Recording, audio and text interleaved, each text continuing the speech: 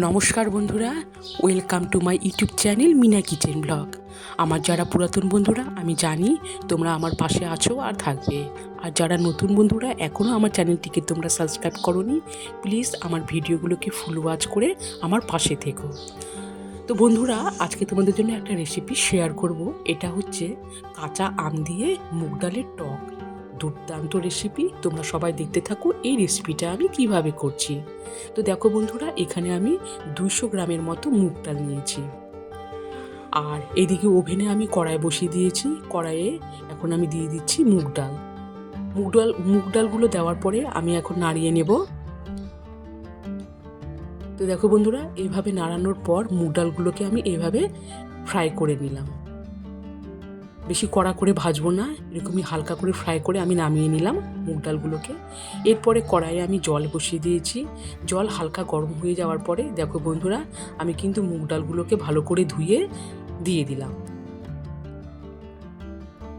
কিছুক্ষণ নাড়ানোর পর আমি মুগ ডালটাকে ঢাকা দিয়ে রেখে দিচ্ছি। দেখো বন্ধুরা, তো বন্ধুরা আমি কিছুক্ষণ পর ফিরে আসলাম ঢাকনাটা খুলে।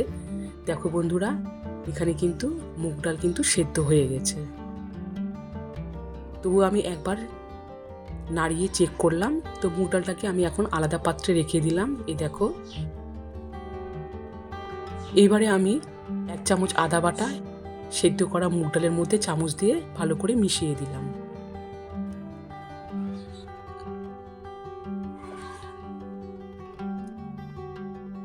এরপরে আমি ওভেনে কড়াইটা ভালো করে পরিষ্কার করে দিয়ে দিলাম। আর দেখো বন্ধুরা, এখানে আমি সরিষার তেল দিয়ে দিলাম। তেল গরম হয়ে যাওয়ার পরে দিয়ে দিলাম 3টা শুকনো লঙ্কা,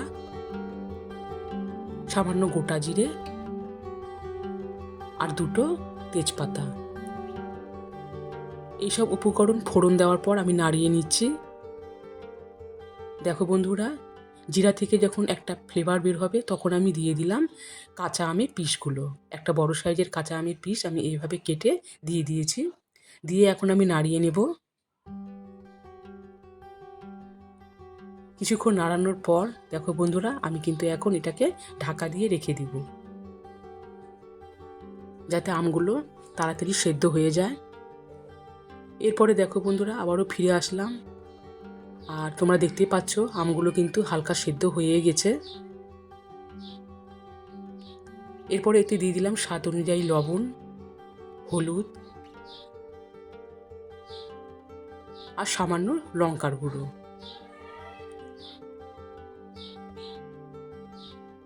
হলুদ, লবণ, লঙ্কা গুঁড়ো দিয়ে আমি নাড়িয়ে নিচ্ছি।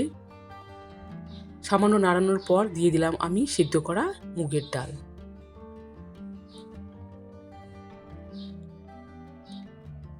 মুগের ডাল দিয়ে এবারও আমি ভালো করে নাড়িয়ে নিচ্ছি। কিছুক্ষণ নাড়ানোর পর আবারও ঢাকা দিয়ে রেখে দিলাম। এবারে আমি হাই হিটে দিয়ে রাখলাম যাতে ভালো করে এগুলো ফোটে। তো দেখো বন্ধুরা, বেশ সুন্দর ফুটেও গেছে।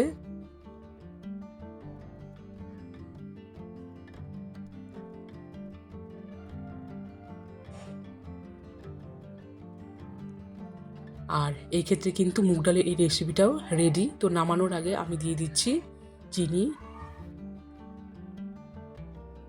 চিনি দেওয়ার পরে সামান্য পরিমাণ দিয়ে দিচ্ছি গরম মশলার গুঁড়ো। চিনি আর গরম মশলা গুঁড়ো দেওয়ার পরে আমি নাড়িয়ে নিচ্ছি যাতে এগুলো ভালো করে মিশে যায় ডালের মধ্যে। আর এই ডালের রেসিপিটাও রেডি, অপূর্ব। তোমরা গরম গরম ভাতের সাথে অবশ্যই ট্রাই করবে। ভীষণ ভীষণ ভালো লাগে, ভীষণই ভালো লাগে। তো দেখো বন্ধুরা, তোমরা দেখতে পেলে কাঁচা আমের দিয়ে আমি মুগ ডালের একটা টক রেসিপি তোমাদের কাছে শেয়ার করলাম। তো তোমরা বন্ধুরা এভাবে ট্রাই করবে। আর আশা করছি তোমাদের সবারই ভালো লাগবে। সবাই ভালো থেকো, সুস্থ থেকো।